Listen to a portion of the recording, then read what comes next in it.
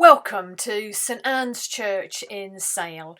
We are one of the largest parishes in the country, I believe, a parish of a population of 20,000. We're a suburban church have a lovely Victorian neo-Gothic building. Those have some interesting railway pillars, I'm told, and a lovely church spire. So I say we're a suburban church in Sale, which is in the northern end of the diocese. Actually, we're closer to Manchester. Our northern border is actually the northern border of the diocese. That's the River Mersey.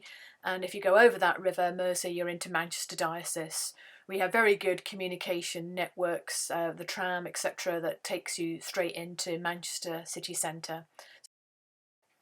We would also describe ourselves as a liberal Anglican community here. We'd like to think that we would be welcoming all and be an inclusive community here. Hello, in answer to your question, Bishop Mark, what is it that I really want to see God doing among us? I put that to the congregation recently and asked for feedback, and we discussed it in breakout groups, and people also emailed me afterwards. And I've now collated all those responses that I got, and they really form into sort of four main topics.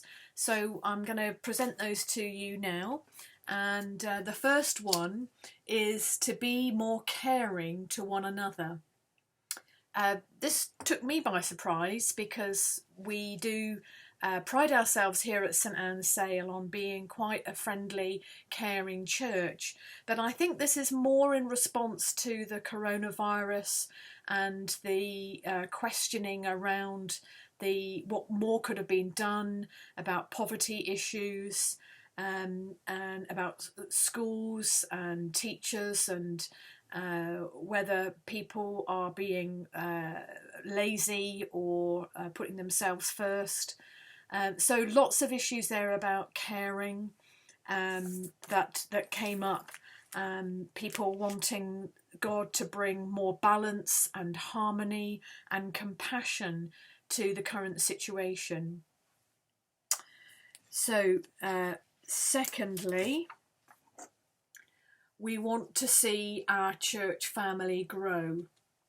I've only been here about 18 months, and it was very much part of the parish profile to also see the church family grow, particularly at the younger end. And because, like most Anglican churches, we have predominantly people at the older end of life. So we recognise that we need to do things to make this happen. People have talked about the strengthening the links with our church school, and we have been doing Messy Church. Obviously, all of that's come to a stop at the moment because of the coronavirus.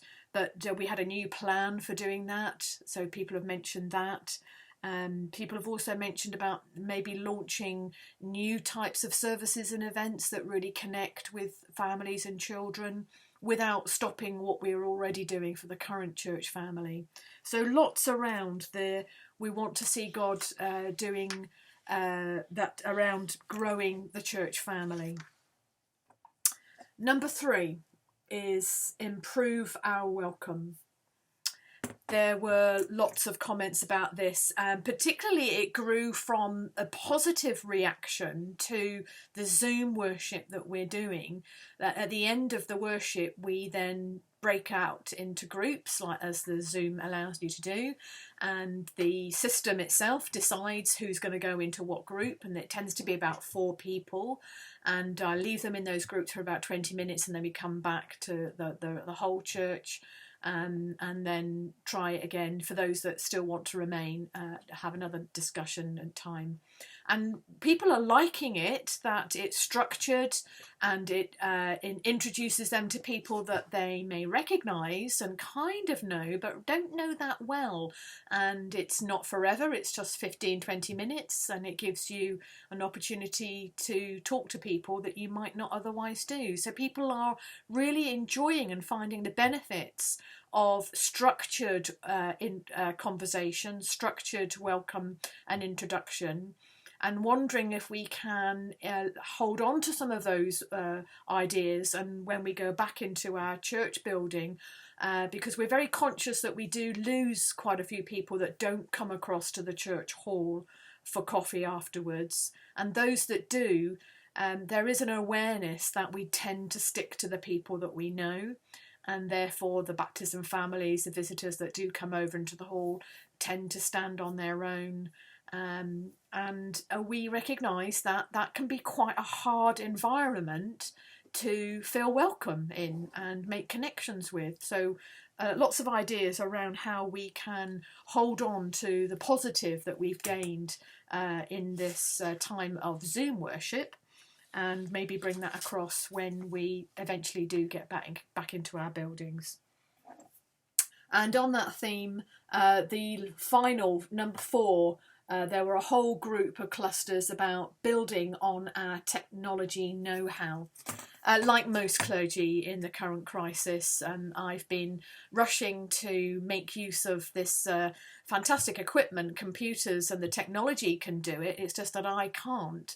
So like most clergy, I've been learning quickly what I can do on the computer, what I can record and post on Facebook or on our church website. And I know I have enjoyed it, and many of my church community say they have also benefited and enjoyed it, and we wonder whether we shouldn't build on this, particularly linking to the other themes about improving our welcome and see our church family grow. We're very conscious that the younger generation kind of live on their phone, and that's the way that they want to do their interaction and communication. It's not through bits of paper anymore.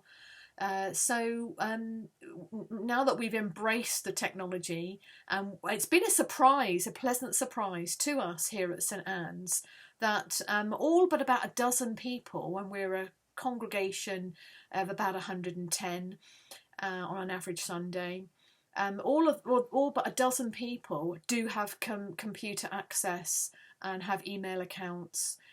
So more than we reckoned. And obviously I appreciate that people have made an effort to connect with us in this way, because there hasn't been an alternative.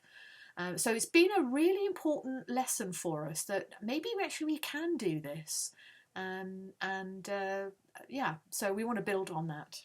So those are our 4: building on our technological know-how, improve our welcome, see our church family grow, and be more caring to one another. Thank you for the question. Hope that's been helpful.